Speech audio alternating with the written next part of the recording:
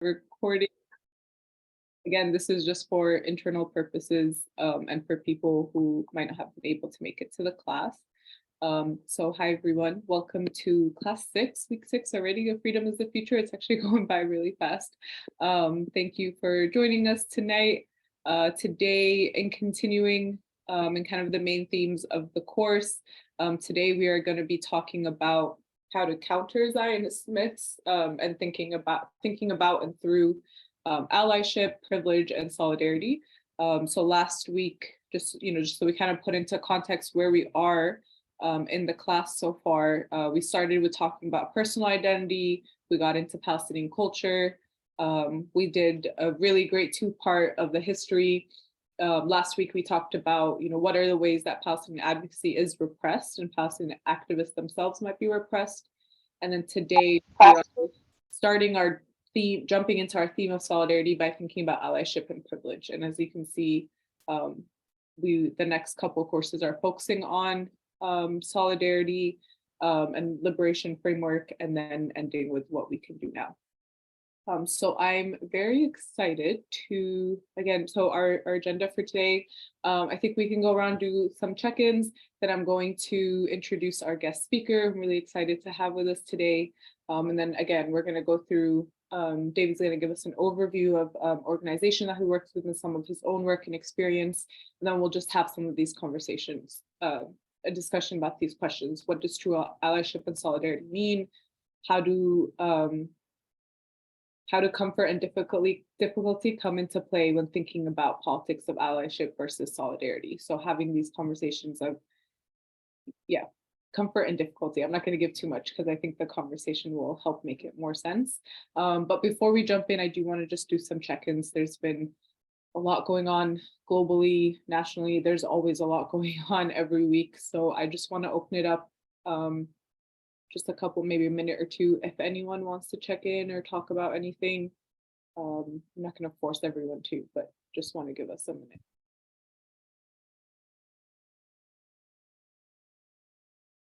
Yeah, Jason.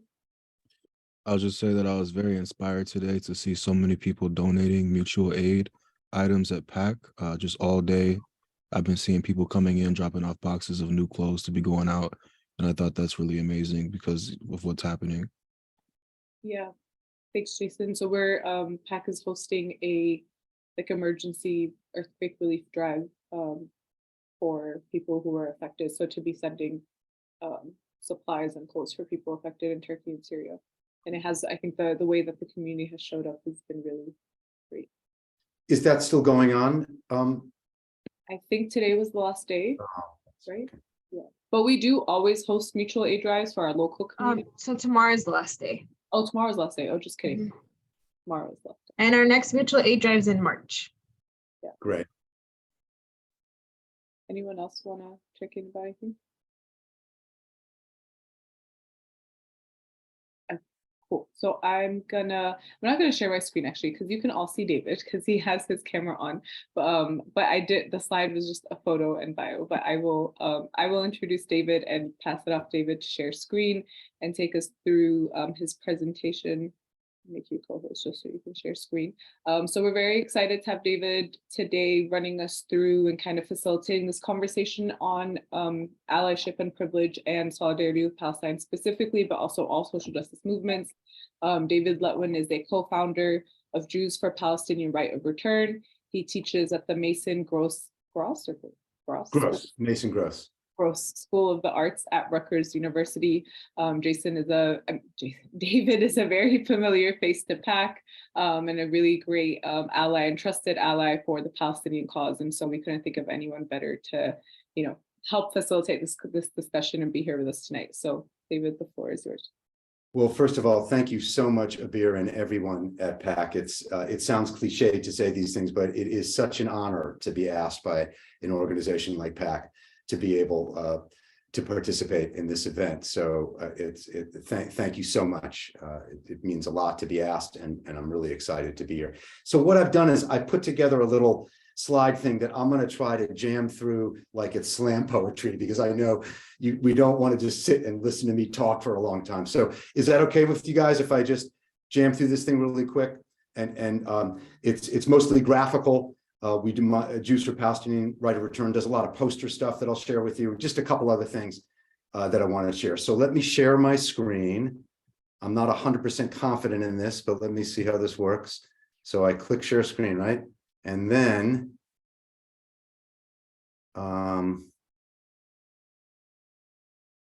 okay, where is my I'm just trying to see, why do I not see my presentation on the things that I can select when it's right in front of me? Do you have the presentation open? Yeah, I'm looking right at it. It Okay, says, oh, wait, it says 1 and 2 screens. do you have two monitor setup? Yeah, Okay. Are you on a Mac? yeah. Okay, you might have to go into displays Well, hold on. What happens if I move this? If I move and or jump the presentation over to the other to the monitor. other one? Okay, hang on one sec. Hold down the green dot. Yeah, no. Let me just do this. Let me make it a little smaller and move it over to my. Let's see what happens if I move this over here. Now let me see. Do I? I don't. Click out of the share It's screen. amazing. Go back I into see. it. I see all my open applications except that one.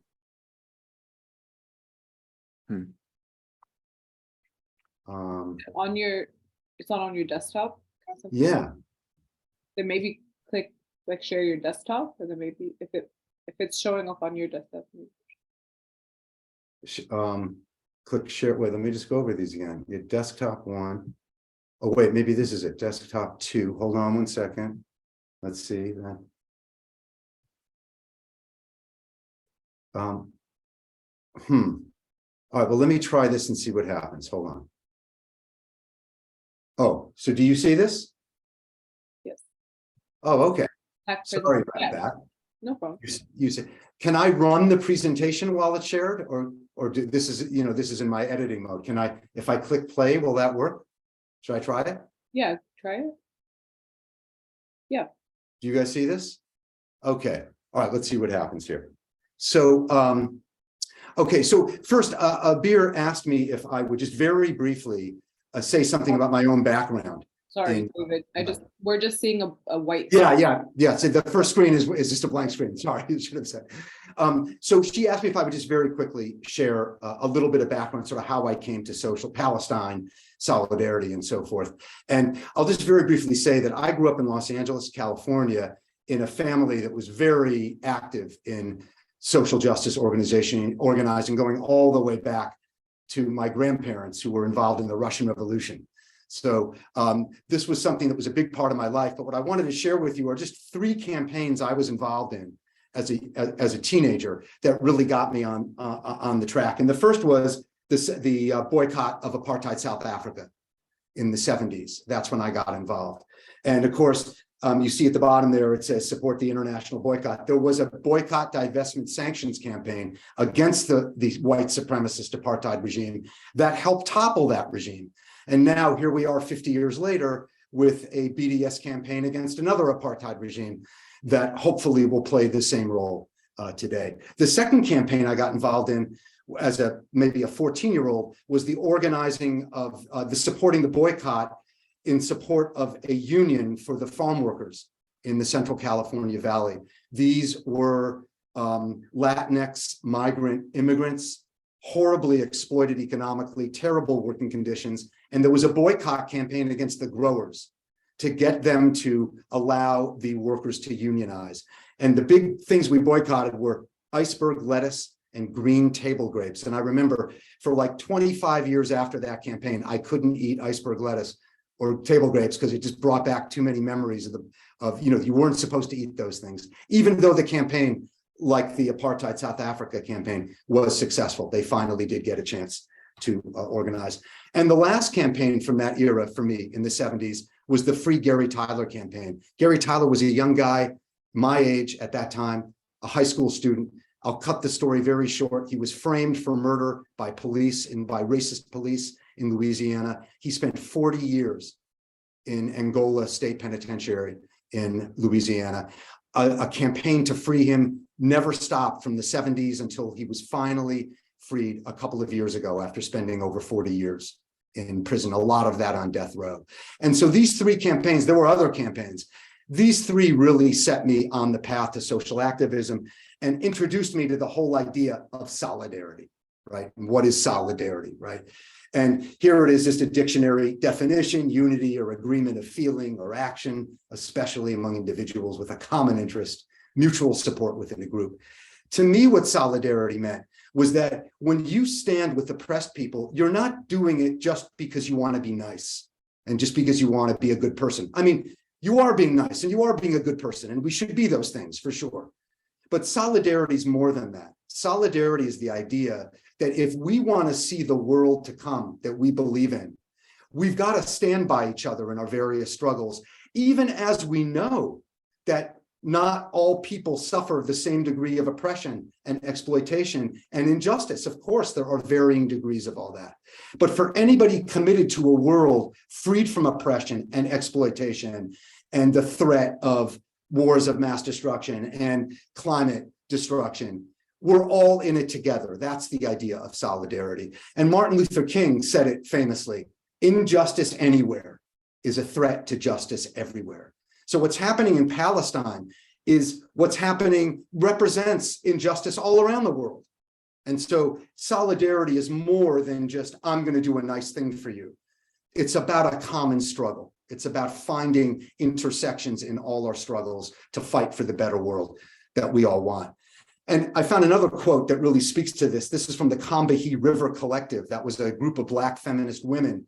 1977, they published something called the Combahee River Collective Statement. And it says, if Black women, you can see it for yourself, but I'll just read it quick. If Black women were free, it would mean that everyone else would have to be free, since our freedom would necessitate the destruction of all systems of oppression. So that's sort of the idea of solidarity in terms of what it means to me, not just standing out of altruism, but standing out of an idea that we share enemies, even though those enemies may treat us differently. We nevertheless share the same enemies in the struggle for justice. And then a Palestine specific example is this poster. I don't know if you folks know about, we can talk about it later during discussion. I don't want to take up too much time, but it's the opposition to the Dakota Access Pipeline. And that was indigenous water protectors here leading that struggle. And here's a poster they put out where you see an indigenous person and a Palestinian holding hands and raised fists. And their base points of solidarity are no colonialism, no genocide, no settler terror, right? So that's the idea of solidarity in a poster. And so that leads to my group, the group that I helped co-found 11 years ago.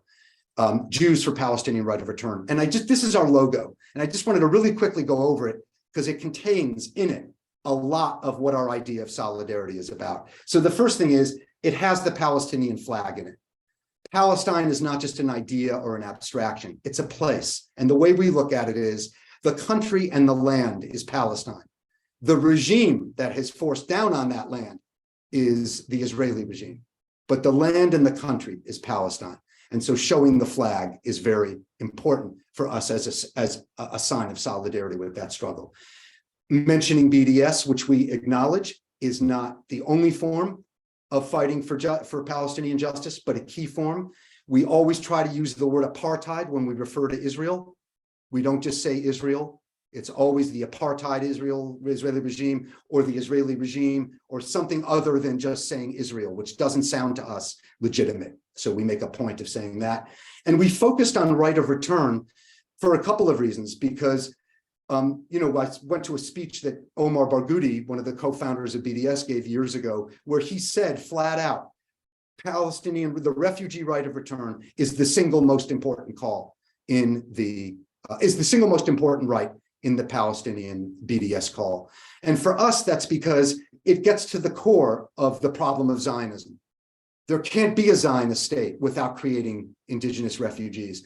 So it then follows, if the goal is to topple the Zionist regime, Palestinian right of return is absolutely central to that. And we know it's central because enablers of the apartheid regime are always saying, we can't let the refugees return. There wouldn't be any more Jewish state.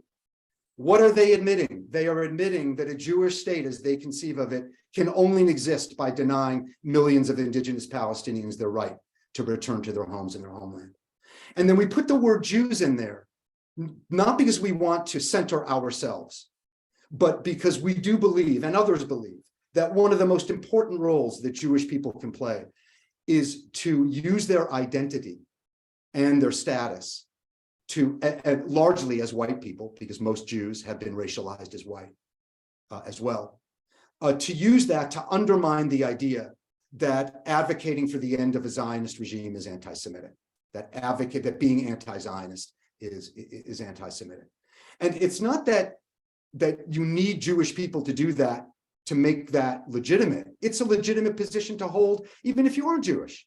But Jewish people have a particular role in the solidarity movement to play in undermining the idea that any of what we are advocating has anything to do with anti-Semitism. Anti-Semitism is hatred of Jews, violence against Jews, discrimination against Jews, ugly stereotypes of Jews for being Jewish. It has nothing to do with being opposed to Zionism. And I don't know how many of you saw this, but out in Berkeley about a week and a half ago, 2 weeks ago, a Zionist organization called Jew Belong. I think they're playing on the idea of you belong, so that, and because Jew and you sound similar, that's why they're called that. They're a Zionist organization, and they put up this billboard. You don't need to go to law school to know that anti-Zionism is anti-Semitism. So in the middle of the night last week, a group of anti-Zionist Jewish activists got their creative, palette together, got all their art supplies, and in the middle of the night, they went up there on the billboard and they creatively corrected it. And over anti-Semitism, they put anti-racism. So now it reads, you don't need to go to law school to know anti-Zionism is anti-racism. And then they put their name over the group that had sponsored the billboard, Jews for Free Palestine. It's a great name, by the way. The Berkeley police have categorized this as a hate crime. That is how they are describing the incident. That tells you everything you need to know about the completely absurd analysis of conflating of anti-Zionism with anti-Semitism. And I would love to be able to take credit for this, and Jews for Palestinian Right to Return take credit. We didn't do it, but it made me think of something that we did do, just to share some of our work. A lot of our work is done graphically online through posters and meme campaigns. So a couple of years ago, I woke up one day and saw this headline in the New York Times: Gaza militants fire 250 rockets and Israel responds with airstrikes. And that struck us as completely absurd. So we got our own creative pens and pencils out, and we did a poster that we shared where we did a little creative correction and editing. So we crossed out Gaza militants fire 250 rockets, and we changed it to indigenous Palestinians resist 70 plus years of Zionist ethnic cleansing, dispossession, and settler colonialism. And then, of course, we added apartheid there before Israel, and we changed the very clinical sounding airstrikes to the reality, which is state terror. And the way we look at it is, the black headline that the Times used is a lie. The red headline is what they should say if they really want to say the truth, but they won't, because they don't want to speak the truth about that kind of thing. Then we also try in our posters to feature as many Palestinian faces and voices as we can, partly because the people who are leading the fight for their own liberation need to be centered in these things, and partly to show that our anti-Zionism isn't something we made up one day out of thin air. It's what Palestinians themselves are saying. And you can see the quote here from Nada Elia. I don't know how many of you are familiar with her work. She's a leading Palestinian scholar activist. And she said, "It is sad indeed that one still needs to explain that Israel's oppression of the Palestinian people did not begin in 1967, and that the transformation that is needed and beyond overdue is a denunciation of Zionism," right?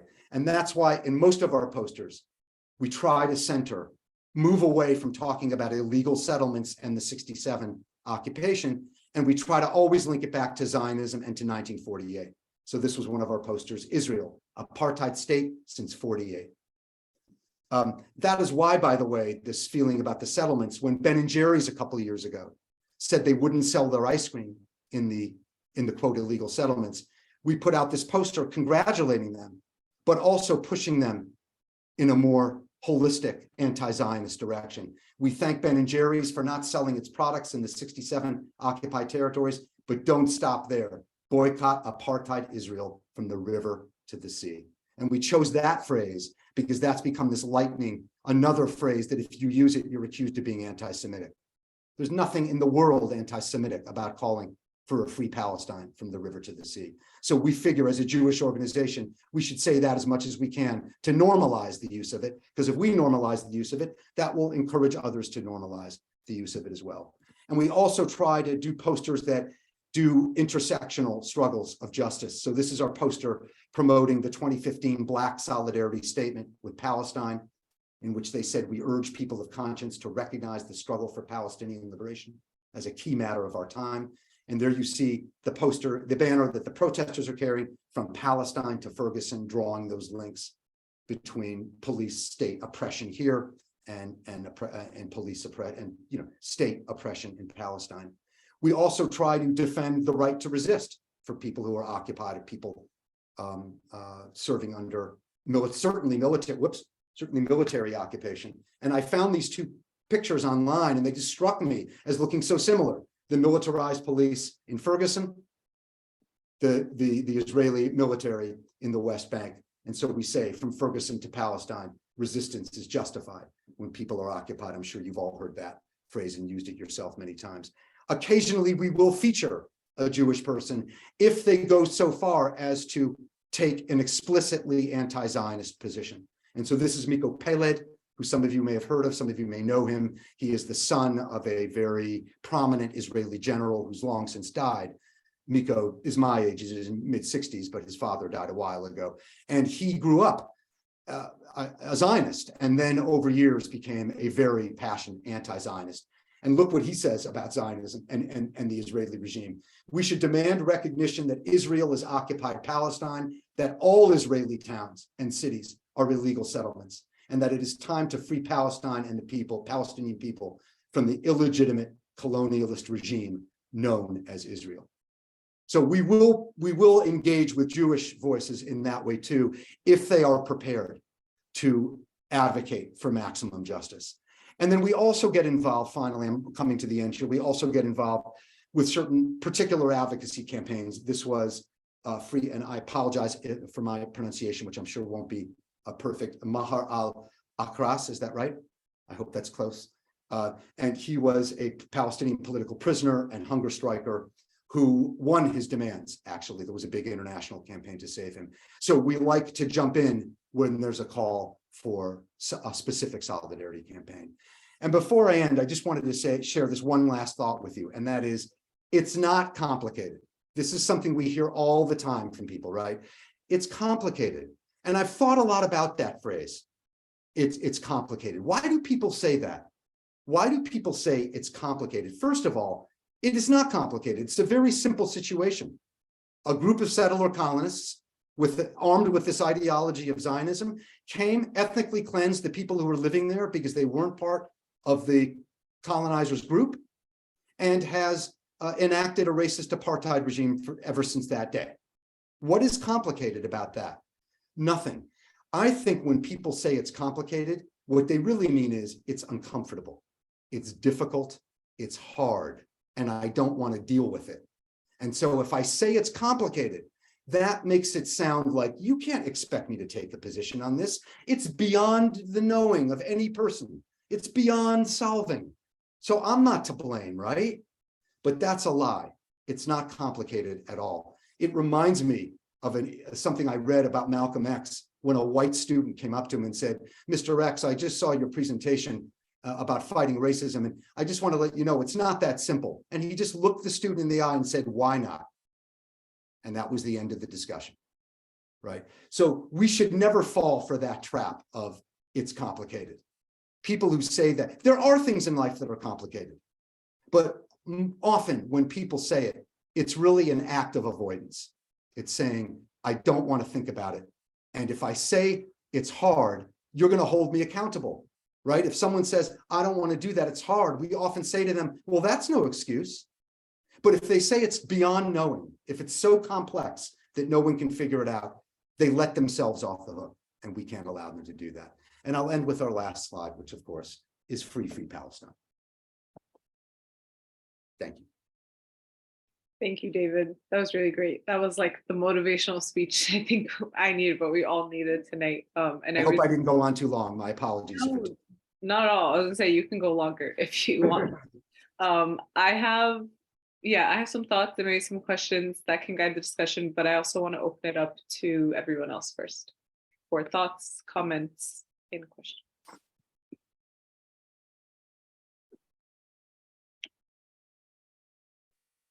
I'll stop sharing my screen.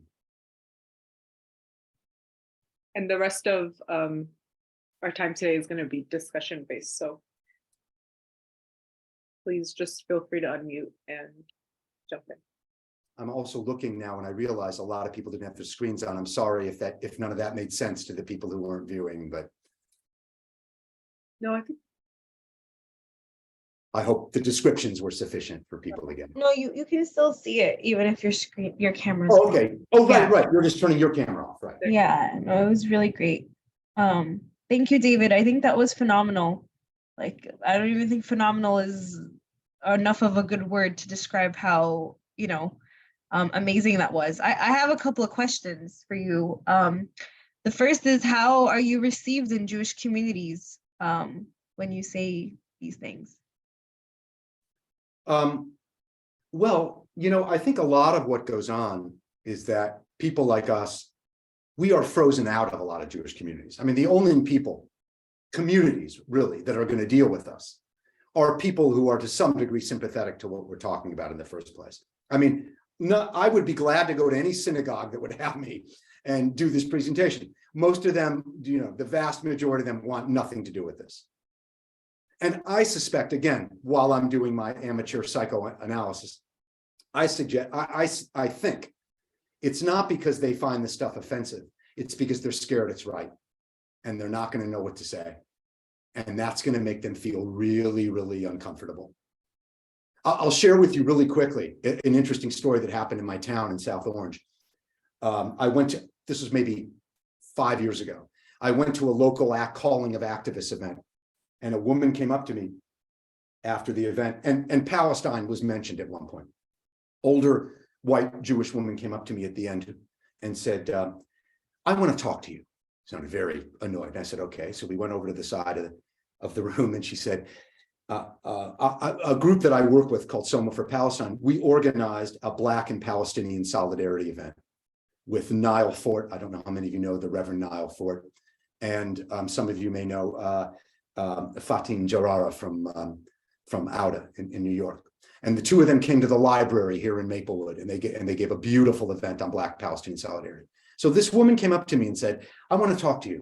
And I said, what is it? She said, that Black Palestinian event, she said it like it was something horrible, said, I just want you to know, I attended that and I was afraid for my life, for my safety. And I said, you were afraid for your safety? I said, well, I was there. I thought it was beautiful. What exactly made you afraid? And she said, well, I don't remember. And I said, you don't remember? And she said, well, the things those two people were saying. And I said, well, what did they say? And she said, I can't remember exactly what they said. And at that point, I interceded. And I said, listen, you've taken me aside to the corner of the room. You say you want to talk to me. You say you felt threatened for your safety. And now you're telling me you can't think of one thing to justify that feeling. And she said, well, it was all the talk about Jews this and Jews that. And I said, hold on a second. Neither of them ever said anything like that. And I said, if you think I'm misremembering, we videoed the event. It's posted on YouTube. How about we do this? How about you give me your email? I will send you a link to the YouTube, to the video. You watch it, and then you write me back and you tell me where you hear people saying the things that you've said they said, and then we can discuss it further. And she said, okay. And she gave me her email. The next morning, I send her the link in an email. She writes me back. And I sent the email and I said, I have another thought. If you like, why don't we just watch it together in real time? I'll come over to your house. We can watch it, and let's just stop it when you find. So I wasn't being sarcastic. I mean, I was being totally legit. And then we can just talk about it as two people sitting in a room. She wrote back to me, thank you for the link. I'll let you know when I've watched it. That was 5 years ago. I never heard back from her ever again. Now, there may be any number of reasons.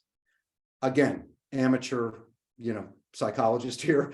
My guess is she either couldn't bring herself to watch it because she was scared to find out that what she was saying was nonsense, or she watched it and realized that what she was saying was nonsensical and couldn't deal with it. But that, to me, summarized the whole way that Jewish communities that don't want to deal with these things behave. And I'll just give you one other interesting story. There's a Jewish historian named Lenny Brenner who wrote a great book called Zionism in the Age of Dictators. And it's about the alliance that Zionists in the 1930s formed with anti-Semitic right-wing groups, partly because those anti-Semitic groups wanted all the Jews out of Europe and the Zionists wanted to leave Europe, but partly because they shared a lot of the same ideology about states based on racial purity. And Lenny's book is brilliant. It's incredibly well footnoted. It's a brilliant piece of historiography. He told me once, somebody asked him, what do people say to you who disagree with you? I mean, how do they respond to this? It's so well researched. He said, I've been spit at, I've been shoved, I've been screamed at, I've been threatened. Nobody has ever told me I'm wrong. That says it all right there. But let me also just say at the end there, Renee, that we do have good relationships with Jews. When I called Jewish Voice for Peace in New York City the other day, I said, hey, will you guys sign on to the Reject IRA petition? They wrote right back and said, this is incredibly important. Please put our name on it. So the folks who are down with the struggle are very sympathetic, but that's a smaller section of the Jewish community. Thanks, David. Thanks, Danya, for starting us off. Brian, go ahead. Yeah, first off, David, always a pleasure. To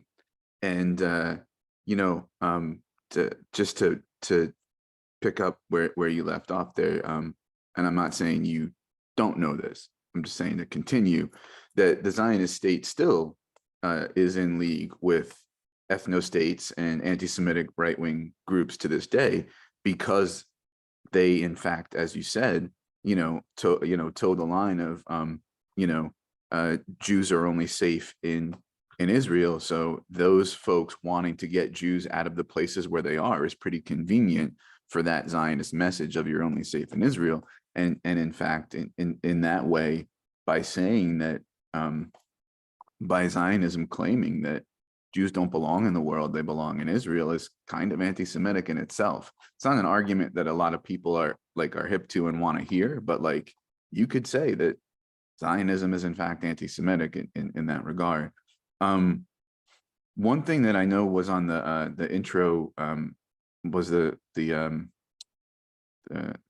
idea of comfort and difficulty, and I want to pick up that thread, because as I'm not Jewish, as you know, but as someone who's white and does a lot of work in anti-racist circles, and in other circles that with identities that I'm not a part of, one thing that I've had to lean into is discomfort, but also like, what am I willing to lose? Right? Like, going from, not that I'm quibbling with the title of the session, but like, we like ally is, and then there's also like accomplice, right? But like I like to use, and Bettina Love kind of popularized this one, and that's co-conspirator, right? And her example was when Bree Newsom was climbing the flagpole to take down the state flag in South Carolina that had a Confederate flag in the flag, right? And the cops were coming and they were about to tase the flagpole, right? Which risks her life, let alone anything else, right?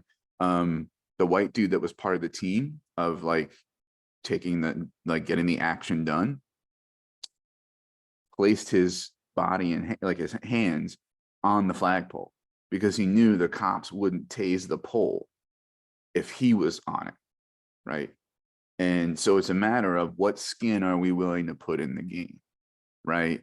That like, it maybe not in this particular case, but a lot of times when you're in in solidarity with people who are being oppressed, and you're not of that identity, you have to be willing to lose something, right? Because that equity, that equality, that solidarity necessarily means, right, that, you know, you may move through the world with less privilege than you did before, you know? And I think a lot of the reason that white folks don't get involved in anti-racist stuff, and perhaps it's analogous in this situation, is because, you know, they're not willing to lose anything.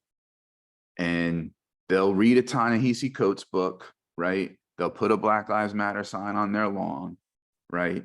You know, but what are they willing to lose to have the world that we need to see? What are they willing to endure? Now, I'm not going to climb on the cross, right? But I've been called an anti-Semite. I've been called a Jew hater. I've been attacked on Twitter. The New York Post, as you know, shouted me out the other day, right? So, like, you know, you have to be willing to do that, right? And I think, you know, just like people don't want to have the conversation because they're afraid you're right, other people don't want to step in because they're afraid to lose. They're afraid to lose the results that they say they want will actually mean sort of it's somewhat of a loss in the privilege and safety that they have. I'm sorry, I kind of went on a little long making that point. Yeah. Can I, so, that was great, Brian, thank you. And I think to guide us to more of like a personal reflection moment, and making this somewhat a question, is like, how do we identify like our positionalities of privilege when working in spaces in solidarity with communities that are not of our identities? Like how, and like just because I think we're all coming from different places of like organizing and experience with this, and so I think it's helpful maybe to give like more guided examples of how we can do that. So like how can we build our consciousness of what those positionalities of privilege we might be coming from? And then that question, that's a very important, I think that is the question, Brian, that you raised, is like, what are we willing to give up? And so how do we, and so maybe, I guess, David, I'm asking you if you could help us think through this, like, how do we figure out those positionalities of privilege? And then how do we think through, like, what am I willing to give up? And how do I know what I'm supposed to be willing to give up to not be a performative ally, like Brian was rightfully kind of pointing out, but really be a true accomplice? Yeah, I mean, those are great questions. And you and I talked, when we talked about this originally, I had shared with you my feeling about the word ally, you know, because ally has sort of two kinds of meanings. You know, one meaning, it means you're in it together, right? It's people who share the same goal. But it's sometimes in modern usage, it also has the idea of like, I'm right behind you, I'm watching you and you've got my support. It somehow it sounds a little bit like I'm doing you a favorish. It has that kind of tone to it, which is why I like words like solidarity, but you folks have mentioned others, accomplice. What was the other one Brian mentioned too? Accomplice and co-conspirator and that kind of thing. And so I think there's that, you know, in terms of the use of language, and in terms of what one is willing to risk. I mean, you know, I think that sometimes it is a very material thing. Are you willing, like that guy was willing to do, to put his hands on the pole? And Brian is right. It may very well be that the cops wouldn't have been willing to tase the pole if his hands were on there. Although that said, you know, the history of this country, the brutality inflicted on poor white people, there's no shortage of examples of police doing horrible things to people, not on the basis of their whiteness, but on the basis of their poverty, right? If you're poor, you are going to feel the long arm of the law in your face all the time, regardless of who you are. It'll be worse for some people than others, for sure. But sometimes it is that, like, am I going to get physically hurt? But other times, what you are scared of giving up is the psychological comfort. I don't think we should underestimate the power of comfort for people not having to worry about things, not think about things. People don't want to give that up, even though they're not materially necessarily risking anything. But losing both sort of, you know, think of how many people don't want to say anything when their friends say horribly offensive stuff, because just for a lot of people, just losing approval from your friends is more than a lot of people can handle, you know. So I don't think we should downplay the hold that psychological comfort has on people. The idea of like, I'm sitting on my porch having a nice day and I don't want that disrupted. So I think that positionality and that whole sense of comfort is wide ranging. It's both, I don't want to risk my life, which of course a lot of people don't want to do, but also a lot of what comfort is and a lot of what privilege is going through the day feeling like, you know, things are relatively calm and copacetic, and people will fight very tenaciously to hold on to that kind of privilege. It's not necessarily economic privilege or material privilege, although it's usually connected to that for sure. But oftentimes, so I guess that's part of what I'm thinking is maybe what we should start to interrogate is what are the different privileges that people have? How does it play out in our lives? You know, that's what I take the whole fragility thing to be about, that, you know, people are so scared of losing that sense of comfort and well-being that they go to pieces when they're held accountable for something they did. Because what's really at stake is not going to jail or losing your life or getting tased, but losing your peace of mind. And that is very powerful hold it has on people. And so I think maybe that might be one way to think about it, would be to just try to interrogate what are the different kinds of privileges that people enjoy? How does it play out in our lives? And how should we address those things? What's reasonable to ask out of people? I mean, I certainly feel you know, your peace of mind, you should be, you know, it's a lot less understandable for people to resist giving that up than it is, let's say, being imprisoned. You know, I'm in a union now. My union is planning for a mass labor action. It is conceived. I expect our union members to be with us and to vote to go on strike and to show solidarity. Public employees don't have the right to strike in New Jersey. That means if we do strike, there could be an injunction from the courts again that we have to go back to work. If we refuse to go back to work, we could end up in jail. I'm not going to look somebody in the face who's got a family of 4 to feed and is, you know, making very little money as an adjunct and say, no, you should be willing to go to jail over this. No, so there are certain things that we expect people to do, certain privileges we expect them to give up. In other situations, we might not have that expectation. So I think it's a very important conversation to have. Yeah, I think that last part you brought up is really important, because sometimes we don't physically have, that's another form of privilege sometimes, to give up a lot because we have families to feed, or, you know, we have to work and things like that. But I think that emotional comfort is really important. I think that's where we can start pushing ourselves. Like, we're not always supposed to be comfortable in talking about politics and social justice. And if you are always comfortable, there's something you're not really getting at. And I remember these conversations were brought up a lot, especially like in 2020, and thinking with, you know, the BLM movement, murders of George Floyd, and a lot of people were talking about this, like white privilege. And there were some university spaces I was in, and it always started with, I was just reading something about this too also, it was like, it's not about making you feel bad. And like, it was always just still centered around the comfort of people, right? Or the comfort of whoever we are there to try to, whoever, you're trying to educate. And it's, you know, and why not instead, like, this is not going to be that comfortable for you, but it's okay. And that's the point, and we can work through it. And so, yeah, and that seems like the very least it should be expected out of us. You know, if we're not willing to give up that comfort, then what are we talking about? If we talk about those of us who identify as having an unfair amount of comfort in life, if we're not willing to give that up, the psychological comfort, then what are we talking about here when we talk about, I support justice? You know, what does it mean if you're not prepared to even do that? I want to, so Lamia and Lorida, I don't want to put you on the spot, but I am kind of going to put you on the spot, if that's okay, just because so Lamia and Lorida are both part of our current advocacy and community engagement team.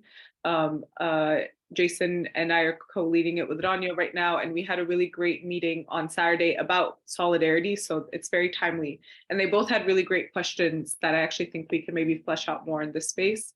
I don't know if you remember the questions, but if you do, would either of you like to share some of the questions, then we can all answer them together. Yeah, I guess I can start. Sorry. So my question that I had asked on Saturday's meeting is like, how would we so okay.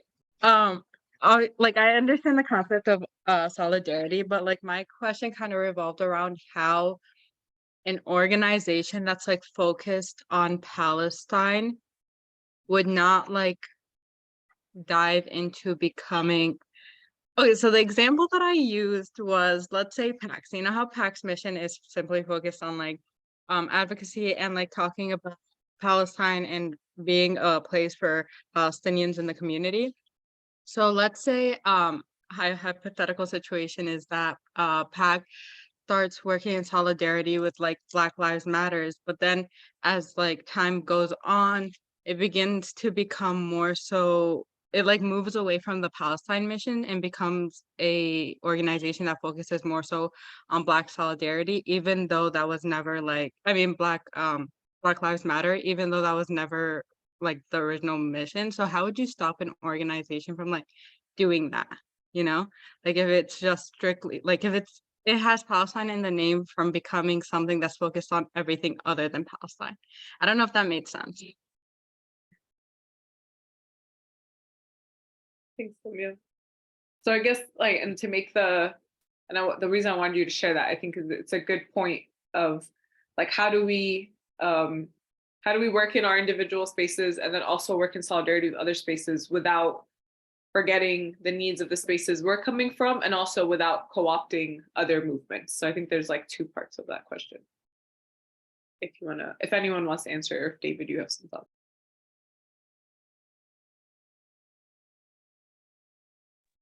Sorry, David, you're muted. I was just saying, I think it's a great question, and I'd be very interested to hear what others on the call think. Yeah, Jason.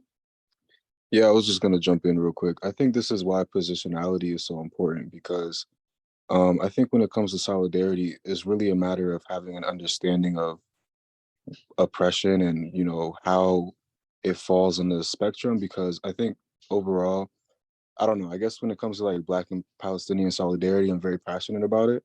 And so I feel like there's never any wrong in anything that's centering Black and Palestinian solidarity, because at the end of the day, that's indigenous people from across the world uniting against common interests. And so, yeah, I think that like positionality is important in that conversation. Yeah, thanks, Jason. And I think with this question, and this is part of the allyship solidarity conversation, is how do we recognize our positionality and make sure that we are not speaking for other communities, other identities, but like working with. So I think those are important distinctions to make. I think for me, it's like if at one point you're the face or the leader of the local BLM movement and you're not, and you're Palestinian, then maybe that's a reflection of like, wait, what's happening and how do I take a step back? And so solidarity doesn't always have to be like being the face or the voice. It shouldn't be the voice, but instead like learning how to uplift and support communities who need it. Yeah, Dave. Yeah, just one thought I had about that in terms of the positionality is that, you know, it depends sort of who's leading and in whose name and who's being left out. Like I can remember a time, let's say, well, you know, the anti-Iraq war movement, which some of you may remember, others of you probably might even be before your time, but you know, I can remember the difficulty in getting white organizers who were organizing the anti-war movement to allow Palestinian speakers to speak to Palestine. They would say things like, you know, no, that's not what this is about. This is about stopping the war in Iraq, you know. And, I remember feeling so outraged about that like here was a person who was in this privileged position. They're deciding what the parameters of the discussion are, right? Rather than acknowledging what their position is, acknowledging, not only that, acknowledging the positionality, but also acknowledging what a betrayal of solidarity that is. If we're starting from the premise that these struggles are interlinked, how can you tell a Palestinian that they're wanting to talk about Palestine is not relevant to U.S. imperialism? Yeah, that's why that structural analysis is really important. Solidarity is not necessarily just because of identity or our identities being the same or similar, but it's more that we're struggling against similar systems, and that's what brings us together. And so, yeah, how do you tell someone who's protesting as they Iraq War not talk about Palestine when it's all about militarism and imperialism? I had that example reminded me of the Women's March conversations where Linda Sarsour wasn't allowed to talk about Palestine or denounce Zionism and was kicked out of it, right? So this white feminism, they wanted her to talk about feminism without fully talking about and engaging with the rest of her identity and her political identity as a Palestinian woman. She had to just be a woman. And so whenever we're telling someone to have to pick and choose parts of their identity, then we also, if we ever find ourselves in those spaces, we have to be critical enough to make sure to call that out. Yeah, Danya. Yeah, not to take the conversation in a little bit of a different direction, but I think, David, when we were, I guess privately, when we were prepping for the different meetings that we're having right now, just for the sake of the class and for the point of kind of what we want to get across in terms of anti-Semitism and the IRA bill, for example. We talked with Palestine Legal last week, and they were talking about the different repression that Palestinians are facing, and I think if you can elaborate a little bit more on why you think it's problematic for why is the IRA definition problematic, and then I think you touched on it really greatly in your presentation, but if you can expand on it a little bit more. Sure. As to why anti-Semitism and anti-Zionism are not equal as what they're proposing. Right. Well, to me, the whole history of this business with IRA, it seems so clear to me what's happened here. What's happened is that Zionists know they have lost the moral battle in the public space. They really can't defend what is going on. It used to be when I was a youngster, all the lies were just considered, in the mainstream, were just accepted. No, we came to Palestine. I don't know if you guys know this, but they used to say things like, there was nobody there when we got there. One of the famous slogans was a land without people for a people without land, right? Meaning there was nobody there. We didn't have our own homeland. So what was wrong with settling there, right? So when I was growing up, that's what people that was just the common thing. There wasn't anybody living there, right? And then the second lie was, okay, well, there were people living there, but they all left. They all left in 1948 because the Arab regimes surrounding them told them, we want to come in and kill all Jewish people, leave. And then when we're done with that, you can come back. And that too was a complete lie. That's a hoax that was created by Zionist leadership. They wanted to come up with a fabrication to explain the Nakba. And so they came up with this lie that, no, we didn't do anything. They just all left, right? So that was what was going on when I first got involved in the movement decades ago, right? But things have changed a lot now. Now, I think largely for two reasons, because of high visibility Palestinian resistance and the unwillingness of Palestinians to surrender their resistance, and the growth of BDS and the growth of social media. People now know a lot more about what's going on in Palestine. So in the face of that, the Zionist establishment, they can no longer defend what they're doing. The only thing they can do is slander the people who are pointing out what's going on. And I think that's really the whole genesis of this IRA business. I'm not suggesting they sat around in a back room smoking cigars, plotting in this way. But I think really deep down, they said, we can't defend this stuff on its own terms. Therefore, we have to come up with another reason to silence people. And the reason is you're anti-Semitic for raising this stuff. And I think that's really the genesis of what a lot of this stuff. And again, they may also really believe it, because it's easier to believe it than it is to tell yourself you're lying. So yeah, they probably genuinely believe it on top of all that. But that's really what I think the genesis of this is. The idea that we can't refute your arguments. So all we can do is say you're a horrible person. And if we say it loud enough, people will stop listening to you, right?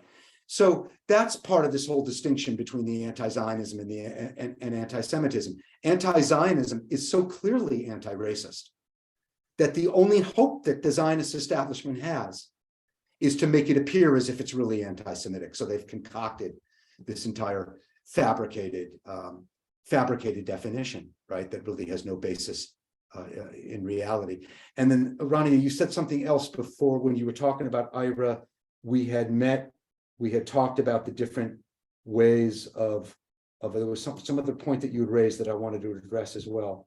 What did you say at the very beginning? I was saying that with our conversation, with what I think when we were preparing to meet with Senator Poe, you were saying the point that you wanted to make as a Jewish American, like why is it so problematic? Oh, yes. Yes. That's right. So another reason. So there's that. That's the main reason, right? That it is taking something that should be celebrated and honored, which is anti-Zionism, as an anti-racist movement, and turning it into something ugly and horrible that should be shunned from society, right? Anti-Semitism. But there's also something else that I wanted to share, and this is very much connected to my perception of my own positionality in the culture. I very much feel I'm a Jewish person. My family were persecuted Jews in Europe. I lost family in the Holocaust, in the gas chambers. I lost family in pogroms. I don't know if you folks know what that was. A pogrom in Tsarist Russia was when the local towns would organize mass assaults on the Jewish population. And usually they did it to distract poor Russian people from realizing that the real enemy was the Tsarist regime. And if they could get them to hate Jewish people, it got pressure off of the regime, right? I lost family murdered in those things as well. But the fact of the matter is, in 2023, in the United States, when I'm walking down the street, I do not feel Jewish. I feel the rest of the world looks at me and they see a white man.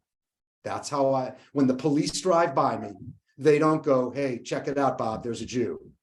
To the degree they think about me, they go, a white guy. When I go to the hospital or urgent care and I need help, I don't feel they look at me as a Jewish person coming to them, that I'm a white person and I get all the benefits of that.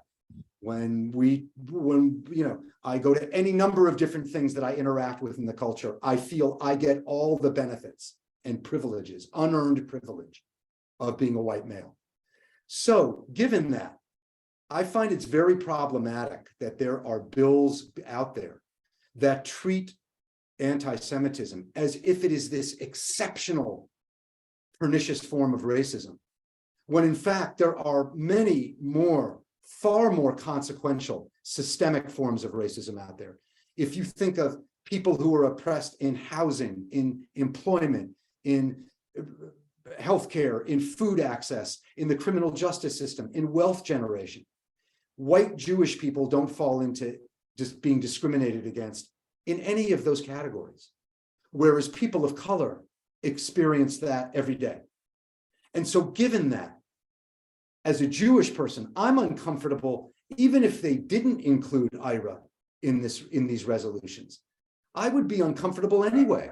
Like, why do we need a special bill written for us when there are so many other people who don't get bills written for them? And in fact, this came to a very interesting head a couple of years ago when there was an earlier version of this IHRA resolution that was proposed in 2019. And a friend and comrade of mine, some of you know Matthew Johnson, who works with POP. Matthew called me, and when he saw the bill, his first reaction was not about Palestine. That wasn't his first opposition. He said, why do you guys get a bill written for you? There's no bill talking about anti-Blackness in New Jersey. What about us? And he wasn't mad at me because he knows I don't support the bill. But that was where he was coming from. And I think that's an important thing that we have to listen to. He agreed when we talked about it. He got the whole anti-Palestinian racism of these bills. But his first reaction was, why should a group of people who are already well privileged and well positioned in the culture, why are they getting bills written for them that don't include other people? So that's another issue that I think, now this is tricky because I know when I raised this with you guys, I think it was you, it was either Rani or Abir said, it's better if you say that in front of the senator than we say. And I can totally understand that. I can understand how you all might be reluctant to say things like that, because the last thing you need is somebody accusing you even of another example of a fake example of anti-Semitism. So I get that, but I'm just sharing something that I feel that I feel is important, that if we're going to talk about anti-Semitism, it should be talked about in the context of fighting all forms of racism, including Zionism. Thanks, David. I have just a thought or question specifically on what you just said, and then Brian, I'll hand it to you. But I'm thinking of that last point you made about, as someone, as people who, or a community of people who are a bit more privileged than others. And I think that's usually the hard part to engage with, because when that's said, like, it's not meant to negate the history of the oppression that Jewish people and identity have been through. But it's like, so how do you navigate that? Because that is we have to be careful, and no one wants to like completely negate everything that people had to go through. But then like, how do you bring people into that understanding without making them feel like we're negating the past? Yeah, it's very challenging, because you're right. It can't be handled glibly or superficially, because then it will come across like you're saying, oh, come on, what do you guys know about suffering? Nothing. And you don't want to do that to anybody who has a history. We all know that. So how do you do that? And I think the difficulty, Abir, is that to really have that conversation, the person you're talking to has to be operating in good faith. They have to really want to know what you mean. They have to really want to be open to hearing it. And often what we get with the Zionist establishment is they're not operating in good faith. They don't really want to listen. They don't really want to know, well, why do you feel that way? So that makes it even 10 times as difficult, because they're ready. They're looking for any excuse to declare, that it's anti-Semitism. And, when there's that other bill out there now, that other resolution, I forget the number for it in New Jersey, that doesn't mention IRA at all, and doesn't even mention Israel except for one time, and does locate anti-Semitism within the context of white supremacy. Much better bill. To be honest, I'm still uncomfortable with it for the reasons I said. But you're right. I would approach that very carefully. I wouldn't want to make it sound like I was saying, oh, come on, no Jewish person ever suffers, so why are you saying that? That clearly can backfire. So, and it can backfire strategically and tactically. And you don't want to tell people that their family's suffering, even if they haven't lived through it. You don't want to tell them that doesn't mean anything. I lost at least one great aunt. That's not that far away in the gas chambers. That's not that far away from my life. One of the earliest stories I ever remember hearing about my family was a little 8-year-old cousin who was in a pogrom, and the people coming in to attack the Jewish people in the town. This was in the Ukraine.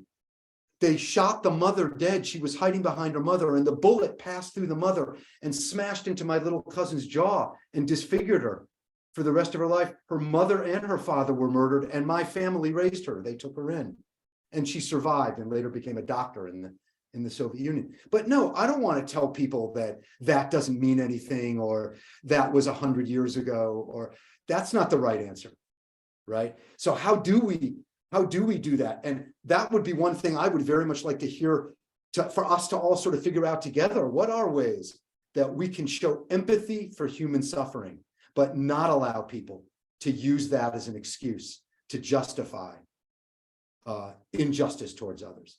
So I'm very curious myself, Abir, about how to raise those things in ways. And in fact, when I talk with the other folks in Jews for Palestine Right of Return about that other bill, we decided that was not one we were going to fight about because it would just put too many people in a compromised position. It wasn't so atrocious. It wasn't a blatantly anti-Palestinian. It wasn't blatantly racist. So we just decided that was not the fight to have right now. But as you know, from the conference the other day, we were running short on time with Senator Gill today, so I didn't want to say too much. But you remember the previous one with Senator Poe, I did raise that, with her. So I myself am trying to figure out what are the ways to say that in ways that are strongly anti-Zionist, but do not sound dismissive. Yeah, I mean, these are like large conversations that we're having, and so we're supposed to like continue to have them and figure them out as we go too. I think as you were speaking, I was thinking of that's why intersectionality is so important, and like understanding that, we can be both privileged and not privileged at the same time and in different ways, and just being able to navigate. Well, can I just share one thought on that really quickly, and then we'll get to you, Brian? My wife teaches at NYU, and she will say to me, when I'm in front of my students, I'm privileged. I have status over my students. I'm older. I have the institutional backing of being a professor. When I go across after class, I go across the hall into a faculty meeting.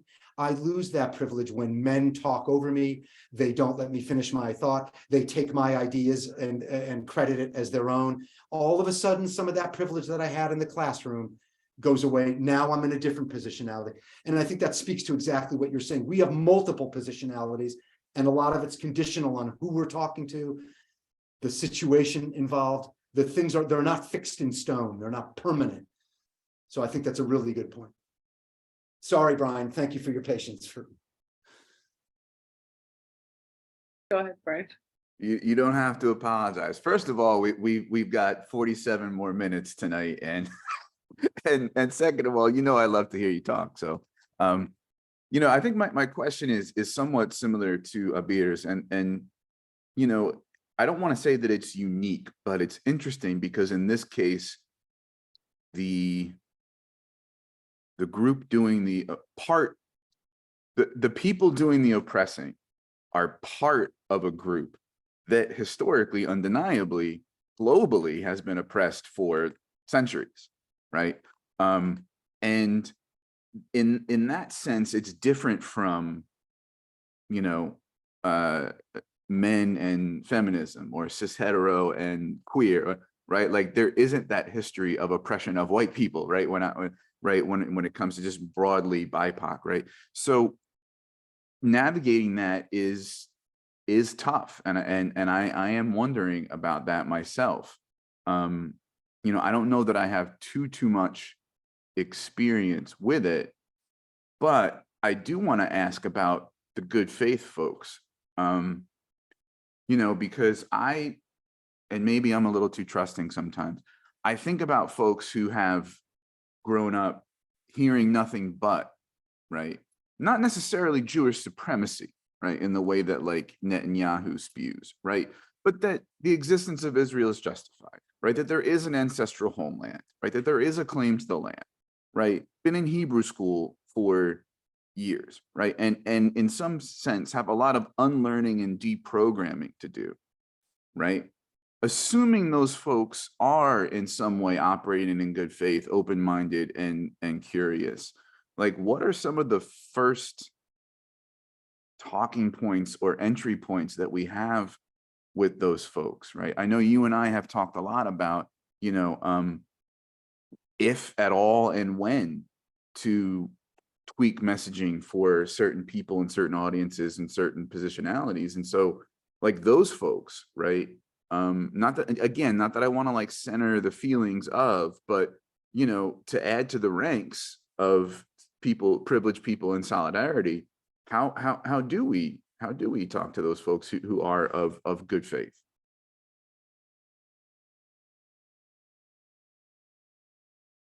I have a thought or two. Should I jump in or yeah.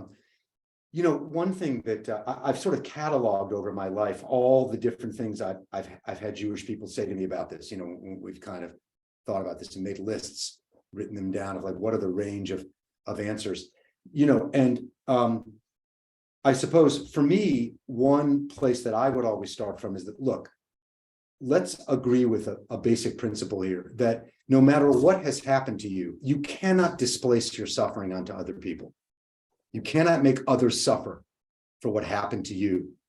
But, you know, if we think about it in our own personal lives, we know from everything I've read about these kind of things, that people who are victimized as children often violence, let's say, often pass on that violence when they have children, right?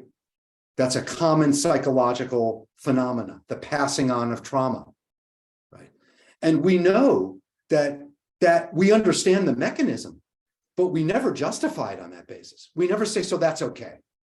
You know, you suffered when you were small. So yes, act that out on others. And I feel sort of what happened with Jewish people is there was all this trauma. And then we were basically saying, here's a bunch of guns and support. Now go over and act out all that trauma on other people, right? I mean, that's assuming the best, the most charitable version, that what explains Zionism is trauma. And I think, by the way, there is some truth to that. You know, I think we have to recognize that if there wasn't this long history of anti-Semitism in Europe, there probably wouldn't have been Zionism. Jewish people would have just been folded into white culture, and they would have become colonists, and like all the other white colonists, they would have done the same thing that other white people were doing. But they weren't allowed to do that because of the anti-Jewish racism in Europe. So they sort of developed their own version of it for themselves. So we should be clear that as bad as Zionism is, as racist as Zionism is, as unacceptable as Zionism is, yes, it is a response to the fact of historical anti-Semitism. If there had been no anti-Semitism, there would have been no reason for Zionism to exist in the first place. You understand what I'm saying? You know, the Jews would have just folded themselves in to the ruling class. They would have been racialized as white, and they would have folded themselves into the ruling class of Europe and done the same horrible things that all other white people done. But they wouldn't have done it in the name of all Jewish people. They would have just done it in the name of whatever country they were living in, like other white people did. So I do think we have to acknowledge that there were many responses Jews had to anti-Semitism. One of them was becoming a radical revolutionary, like my grandparents did, and join the Russian Revolution. Another big reaction was assimilation. A lot of Jews wanted to sort of run away from being Jewish and just sort of fold themselves into the culture and, you know, dress like everybody else and talk like everybody else. And a lot of them converted to Christianity in Europe. Another thing Jews did was go into the arts, because that was one place they could find self-expression and acceptance. And a very small segment of them became Zionists. Very small, until the Holocaust. That's when, and pre-Holocaust, the rise of Nazi Germany. And that is when the Zionist movement started to gain steam, right?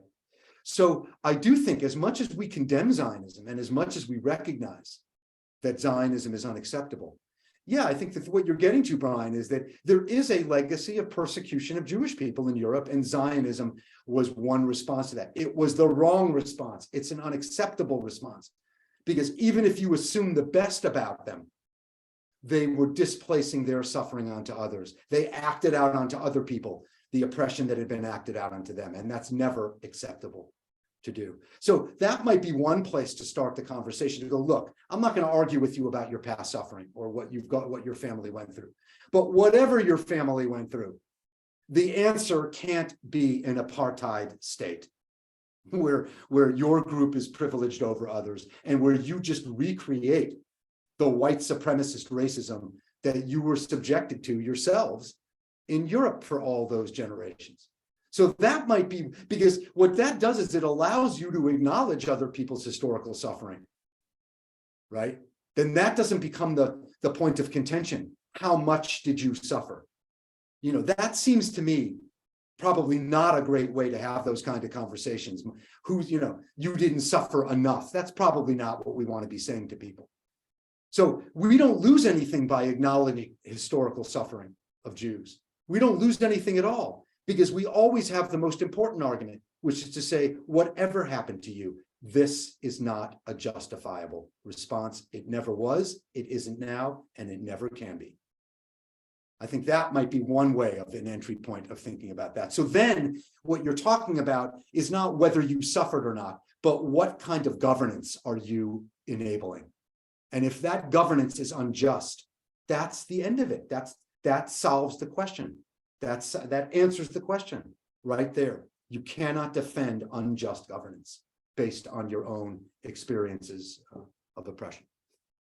Yeah, that's really helpful. I haven't thought of it in that way. But I think you're right, and that does both, that acknowledges the history and the harm, and then that also helps say, but like, we have a choice, or there is a choice of what to do with that and how to learn from it and what to do to move forward. And that's maybe that part of the comfort and the allyship that we've been talking about. Right.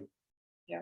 Right. Particularly when the first rule in dealing with trauma is to stop the thing that's causing the trauma, right? That's the first thing we say to traumatized people. If someone's in an abusive relationship, the first thing that's got to stop is the abuse before you can really deal with the trauma, right? And then what's the next thing? The traumatized person has to recognize that it wasn't their fault. They're not to blame for their trauma. Then you can start to heal, but you cannot ever heal from your trauma if you're told to act it out on other people, And also what I feel is, again, and this speaks back to what we were talking about a couple minutes ago, that I don't feel I'm traumatized right now. I'm not systemically traumatized being a white Jewish person in this culture. I carry around the trauma of what happened to my family. That I carry around. But it's not happening now. I know that my family wasn't to blame. I've gotten past those steps of the trauma, right? And so that's where I think I push back sometimes against when I hear fellow middle-class, comfortable white Jewish people trying to make it sound like we are still living in a land of extreme trauma. And yes, it's traumatic when I see a swastika painted on something. That's horrible. I mean, yes. But I also recognize it's symbolic. It doesn't make me scared to go outside. I'm not worried anything's going to happen to me. And I think those things are important to talk through. What is the nature of the thing you're frightened of? What is the trauma? And the last thing I just want to say about this one thing is, I also want to make it clear that although I said Zionism was a response to anti-Semitism, we can never forget that Zionism bought into all of the horrible racist colonialist ideologies of the time in Europe. So I don't want to soft pedal what Zionism represented at all. They looked around at all of the racism and colonialism, and they didn't say, boy, that is really screwed up. We should never do that. No, what they said is, that's what we're going to do. We want one of those states. You have a state where you get your racially pure German state, your racially pure French state. We want a racially pure state too. And what they should have said is, we reject all of that. That's what we are opposed. They didn't do that. And that we should not, we can't let them off the hook for that. So I just wanted to clarify any misconceptions I might have, didn't want to leave you with the impression that, oh my God, the Zionists, they were just victims of anti-Semitism. No, it was a response to anti-Semitism, causally. But they bought into all of the wrong racist colonialist ideas about society, and they believed in the idea of race. They believed that race was real. They believed that races belonged separate. And some of them still talk that way. They still talk about in this social Darwinist kind of thing, that people should be in their own place with their own people kind of thing. They believe in segregation as a moral idea. And we reject all that, I think I'm safe in saying.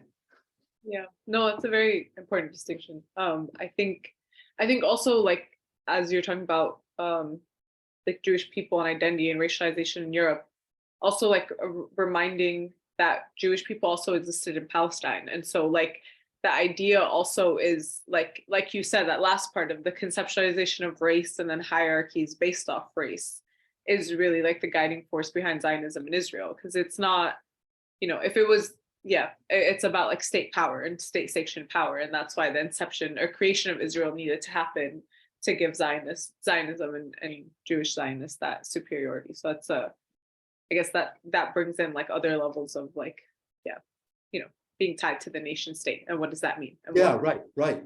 Good. Right, and what Zionism did was they basically said being a Jewish person is about the nation state. Yeah.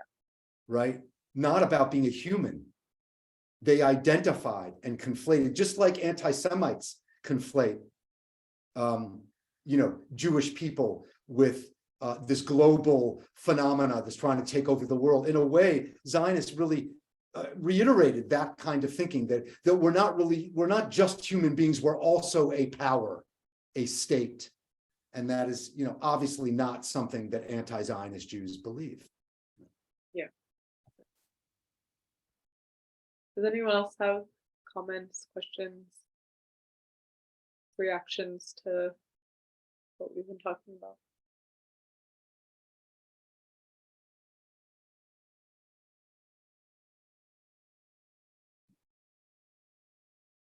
Let me give us a couple minutes to just process, because I know that there's also been a lot.